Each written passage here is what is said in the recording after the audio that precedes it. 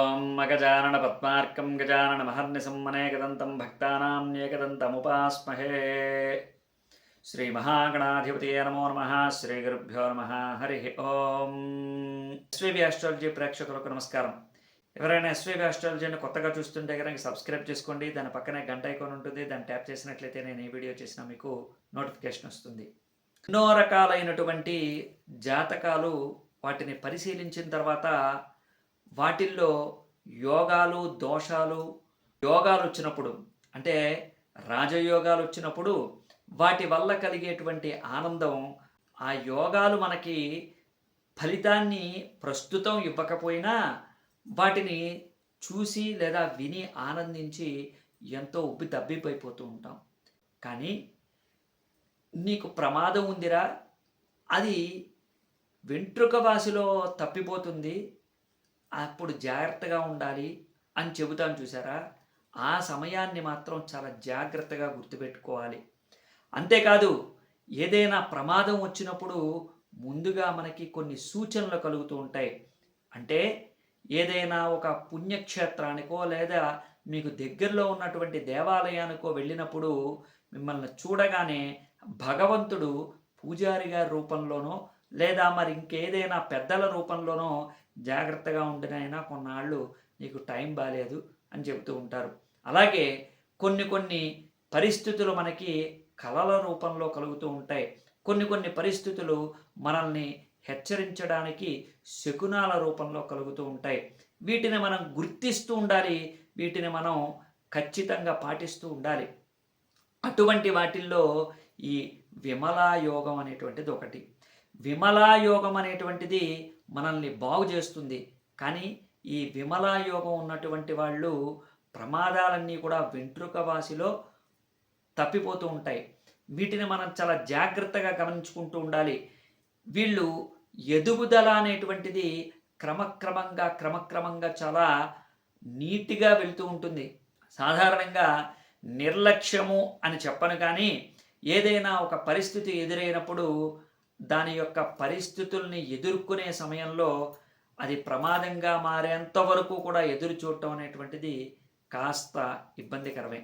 కానీ ఈ విమలా యోగం ఉన్నటువంటి వాళ్ళు ప్రమాదం వచ్చి బాగా మునిగిపోయి మళ్ళీ తేలేంత వరకు కూడా, ఓహో నేను ప్రమాదంలో ఉన్నాను, మళ్ళీ తేలాలన్నమాట, ఈ పరిస్థితుల నుంచి బయటపడాలన్నమాట అని వాటిని ఎదుర్కొంటూ మళ్ళీ పైకి వచ్చేటువంటి స్వభావం కలిగినటువంటి వాళ్ళు.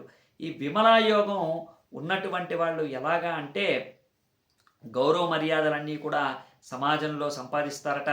అంతేకాదు ఖర్చుని పొదుపుగా చేస్తూ ఉంటారట. అలాగే వీళ్ళు ఏ పని చేసినా కానీ ఎదుటి వాళ్ళ గుర్తింపు కోసం చేస్తూ ఉంటారట. అలాగే వీళ్ళకి సొమ్ముకి, అలాగే ఒంటి మీద బట్టకి, అంటే తిండి బట్ట, అంటే వీళ్ళు ఎప్పుడూ కూడా ఎటువంటి లోటు ఉండదట. అలాగే వీళ్ళు ఎప్పుడూ కూడా నిరంతరం శ్రమపడి సంపాదించిన దాన్ని నిలబెట్టుకోవడానికి ప్రయత్నం చేస్తూ ఉంటారట. కానీ సొంతంగా వీరు సంపాదించడంతో పాటు సంపాదించినటువంటివన్నీ కూడా ఖర్చు చేయడం కూడా అంతే విధంగా ఉంటుంది. ఈ విమలాయోగం ఉన్నటువంటి వాళ్ళకి సమస్త జనుల యొక్క ఆశీర్వచనంతో పాటు ఎక్కడైనా వాళ్ళు డౌన్ఫాల్ అయితే, అంటే ఎక్కడైనా వాళ్ళు బాగా పరిస్థితులు గడ్డు కాలంలో ఉన్నప్పుడు ఎవరో ఒకరు వచ్చి వారిని రక్షించడం, వారికి మంచి సలహాలు సూచనలు ఇచ్చి చెయ్యి పట్టుకొని పైకి తేలేలా చేయటం లాంటివి చేస్తూ ఉంటారు. ఈ విమలాయోగం ఉన్నటువంటి వాళ్ళు చదువరులు, చదువు బాగా వస్తుంది. అంతేకాదు వీరు పోరాట పటిమతో, అంటే పోటీతత్వంతో ఎదుటివారిని జయించడంతో పాటు, పోటీతత్వం ఉంటే బాగుంటుందని ఎప్పుడూ కోరుకోవడంతో పాటు ఎవరిని కూడా కించపరచకుండా, ఎవరి మీద కూడా నిందపడకుండా చాలా లీడర్షిప్ క్వాలిటీస్తో, నాయకత్వ లక్షణాలతో ముందుకెళ్తూ ఉంటారట. అంతేకాదు ఈ యొక్క విమలా యోగం ఉన్నటువంటి వాళ్ళు ఎవరైతే బలహీనంగా ఉన్నటువంటి వాళ్ళు వాళ్ళ పక్కన ఉంటారో వాళ్ళకి బలంగా కూడా మారతారట. విమలా యోగం గురించి తక్కువ చెప్పినా ఎక్కువ చెప్పినా కానీ ఒక్కటే మాట చెప్పమంటోంది శాస్త్రం. ఏంటి అంటే విమలా యోగం ఉన్నటువంటి వాళ్ళకి ఎలాంటి పరిస్థితుల్లోనైనా ఎక్కడైనా సరే బ్రతకగలిగేటువంటి శక్తి కెపాసిటీ ఉంటాయట. అంతేకాదు ఆ విమలా యోగం ఉన్నటువంటి వాళ్ళకి ఎవరు ఎదిరెళ్ళినా కానీ వాళ్ళను ఎదిరించి మళ్ళీ తిరిగి స్వస్థానానికి వచ్చేస్తారట. ఎదుటి వాళ్ళని ఆక్రమించుకోవాలని, ఎదుటి వాళ్ళని బాధ పెట్టాలని, ఎవరిదో సొమ్ము మనం తినాలనేటువంటి ఉద్దేశం వాళ్ళకు ఉండదు. కానీ లాభం మాత్రం చాలా చక్కగా గడిస్తారట. అంతేకాదు ఎవరితోనూ కూడా వైరం పెట్టుకోకుండా గౌరవ మర్యాదలు సంపాదించి చదువుని బాగా చదువుకుని మంచి ఉద్యోగంలో కూడా స్థిరపడేటువంటి అవకాశం కూడా విమలాయోగం ఉన్నటువంటి వాళ్ళకి ఉంటుందట. అంతేకాదు వాళ్ళకి వైవిధ్యమైనటువంటి అంటే అందరికన్నా అరుదైనటువంటి కళలు కూడా అబ్బుతాయట. అలాగే పొదుపుతో పాటు వాళ్ళు ఎప్పుడూ కూడా చిన్న చిన్న వాటికి బెదిరిపోకుండా పెద్ద పెద్ద గడ్డు పరిస్థితులు వచ్చినప్పుడు కూడా వాళ్ళు ఎవరికైనా సాయం చేయటానికి ముందుకు వెళ్ళేటువంటి అవకాశం ఉన్నటువంటి వాళ్ళు విమలా యోగం ఉన్నటువంటి వాళ్ళు.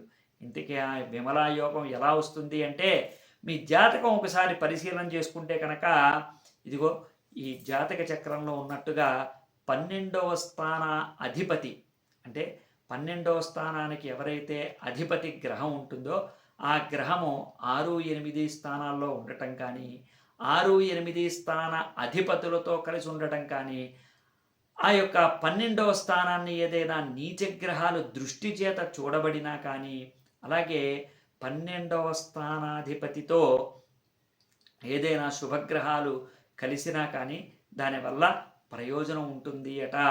అలాగే ఈ 12వ స్థానాధిపతి వెళ్ళి తృతీయ స్థానంలో కానీ అలాగే 12వ స్థానాధిపతి 12వ స్థానంలో ఉండడం వల్ల కానీ నష్టం జరగదట. అలాగే ఈ విమలా యోగం ఉన్నటువంటి వాళ్ళు పలు జాగ్రత్త తీసుకోవాల్సినటువంటి విషయం ఏంటంటే వారి యొక్క బలహీనతలు ఎదుటి వాళ్ళకి తెలియకుండా చూసుకోవటం. అలాగే ఏ నక్షత్రం వాళ్ళకైనా ఏ జాతకంలోనైనా సరే 12వ స్థానాధిపతి వ్యయస్థానము అంటారు. ఆ 12వ స్థాన అధిపతి వెళ్ళి నీచగ్రహ సాంగత్యం చేస్తే కనుక కొంత ఇబ్బందులు అనేటువంటివి ఎదుర్కొనక తప్పదు. అంటే అపమృత్యు దోషం అంటారు దాన్నే. 12వ స్థానాధిపతి కనుక ఇతరుల అంటే నీచగ్రహాలతో కలిసి ఉంటే కనుక అపమృత్యు దోషం అంటే ఇందాక నేను చెప్పినట్లు ప్రమాదాలు వెంట్రుక వాసితో వెళ్ళిపోవటం, అటువంటి ఆపదల నుంచి తప్పించుకోవడానికి కానీ లేదా ఎప్పుడూ కూడా నిండా మునిగిపోకుండా ఉండడానికి కానీ వ్యయస్థానాధిపతి అయినటువంటి విమలాయోగానికి సంబంధించినటువంటి పరిహారం ఏం చెప్పారు అంటే ఎప్పుడూ కూడా గణపతిని పూజించమన్నారు. గణపతిని ఎప్పుడూ కూడా పూజిస్తూ ఉన్నట్లయితే కనుక వారికి తప్పకుండా శ్రేయోదాయకమైనటువంటి మార్గాలు కనబడతాయట.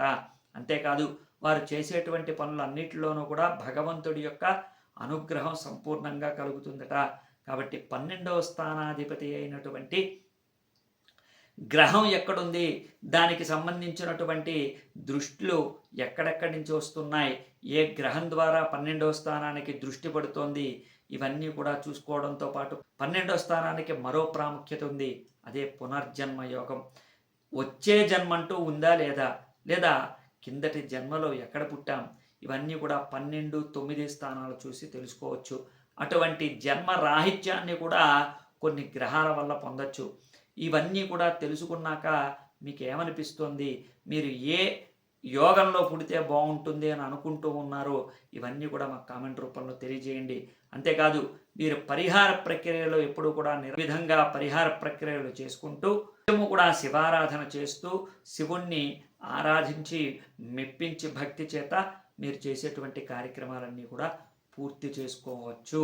అదేవిధంగా జీవితాన్ని కూడా సాఫల్యత వైపు నడిపించవచ్చు. ఇంకా మరిన్ని సందేహాలకి మా కామెంట్ రూపంలో తెలియజేయండి. శుభం భూయాత్. జై శ్రీరామ్.